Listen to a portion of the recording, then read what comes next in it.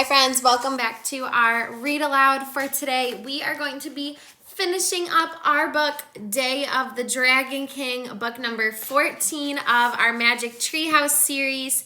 So take a second. We know that good readers, before they just jump right back into reading, they think about some things before they do so. And one of those things that we think about is what has happened so far. Where are we in our story? So take just a second and think.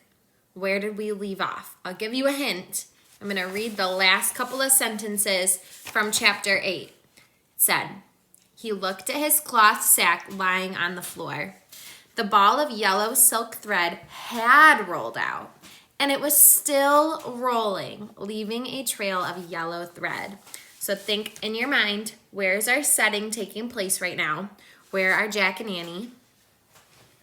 And what has just happened? What's the main plot that's happening right now here in this chapter? Not of the whole story, but right here in this chapter, what is the main thing that's going on? What do they need to do?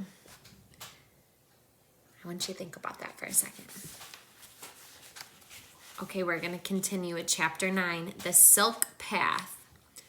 What's going on, said Jack. I don't know, said Annie, but we'd better follow it. She hurried after the ball of silk thread. Jack put the bamboo book into his sack and took off after her. They followed the trail of thread down the row where it turned down another row. Hey, that's impossible, said Jack. That's scientifically impossible.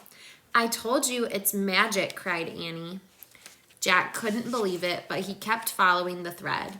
Suddenly, the trail of thread was gone. The ball had completely unrolled. Jack and Annie stood still for a moment and caught their breath. What now, said Jack. I guess we go up those stairs, said Annie. What stairs, said Jack. There.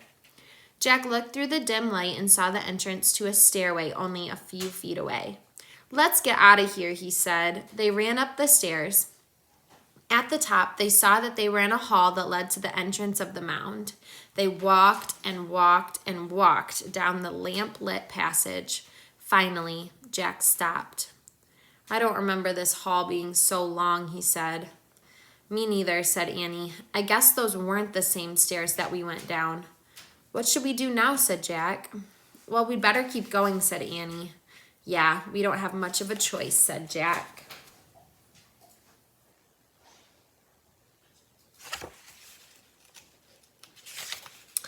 They started walking again. They rounded a corner and came to a door. Oh, great, said Annie.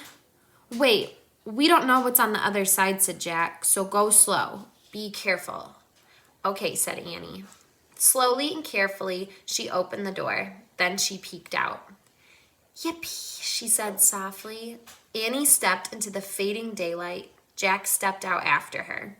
The sun had gone down, and they were standing outside the gate of the Dragon King's palace. They could see the market not far away. The stalls were closing for the day. We're safe, said Annie. Jack breathed a huge sigh of relief. Just then, a gong sounded. It was coming from the tower of the city walls. Oh, man, they're going to close the gate, said Jack. He clutched his sack as they took off. They charged up the street. They ran past the market. They ran past the rich houses, past the poor houses. Their straw shoes fell off, but Jack and Annie kept running, barefoot. Just as the wooden gates started to close, they tore through them.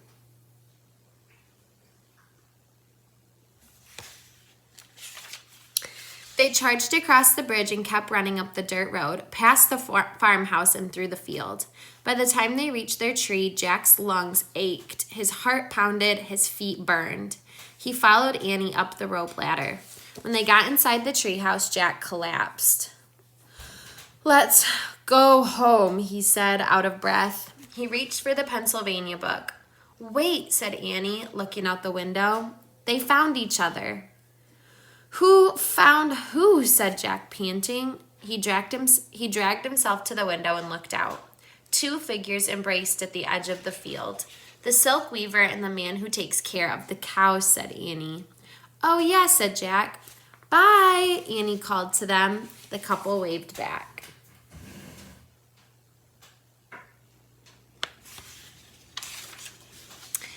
Annie sighed happily. We can leave now, she said. Jack opened the Pennsylvania book and pointed at the picture of the Frog Creek woods. I wish we could go there, he said. The wind started to blow. Jack looked out one last time at the Chinese couple. They seemed to be glowing like stars. The treehouse started to spin. It spun faster and faster, then everything was still. Absolutely still. Chapter 10, The Ancient Legend. Jack opened his eyes. He was wearing his own clothes and his sneakers. The cloth sack had turned into his backpack. Welcome home, Master Librarian, said Morgan. She stood in the treehouse smiling at them. Hi, said Annie. We brought you the ancient legend, said Jack. Wonderful, said Morgan. Jack reached into his pack. He took out the china book. Then he pulled out the bamboo book. He handed them to Morgan. What's the legend about, said Annie. It's called The Silk Weaver and the Cowherd, said Morgan. It's a very famous Chinese tale. Guess what, Morgan, said Annie. We actually met them. We helped them get together. Oh, did you, said Morgan. Yes, said Jack. The Silk Weaver's ball of silk saved us. What does the legend say about them, said Annie. It says that long ago they were heavenly beings who lived in the sky, said Morgan. When they came to earth, they fell in love. That's when we met them, said Annie. Yes, I imagine so, said Morgan. The book you brought back tells us about their happiness on earth, but I'm afraid a later legend tells us that when they returned to the sky, the king and queen of the sky separated them by a heavenly river called the Milky Way. Oh no, said Annie. They get back together once a year, said Morgan. On that night, birds make a bridge in the sky over the Milky Way. Jack and Annie gazed up at the bright summer sky. Go home now, said Morgan. Come back 2 weeks from today. Next, you're going to find a book in the country of Ireland over 1,000 years ago. That sounds like fun, said Annie. Morgan frowned. I'm afraid it was a very dangerous time, she said, for Viking raiders often attacked the seacoast. Vikings, said Jack. He'd had enough danger to last a lifetime. Don't worry about it now, said Morgan. Just go home and rest. Jack nodded. I'll try, he said, pulling on his backpack. Bye, said Annie. See you in 2 weeks. Thank you for your help, said Morgan. Anytime, said Annie. They headed down the rope ladder. From the ground, they waved to Morgan. Then they started for home. As they got to the edge of the woods, Annie stopped. Listen to the crickets, she said. Jack listened. The cricket chirp sounded longer than usual. Their ancestors lived in the time of the Dragon King, said Annie. Oh, brother, said Jack. Right now, the grown-ups are telling the little crickets a legend, said Annie. Yeah, sure, said Jack. A legend passed down from their ancestors, said Annie. Jack smiled. He didn't want to admit it, but the cricket noise did sound like a storytelling. He could almost hear them saying, Dragon King, Dragon King, Dragon King. Jack, Annie, came a voice. It was their mother calling them. The spell was broken. The cricket stories were just plain old cricket sounds again. Coming, Jack shouted. Jack and Annie ran down their street and across their yard. Did you have a good time in China? Their mom asked. It was pretty scary, said Annie. We got lost in a tomb, said Jack, but we were saved by an ancient book. Their mom smiled and shook her head. My, books are wonderful, aren't they? She said. Yep, said Jack and Annie, and they followed her inside. That was the end of our book, Day of the Dragon King. Make sure you respond to our question, and I hope you guys enjoyed our read aloud. Bye, friends.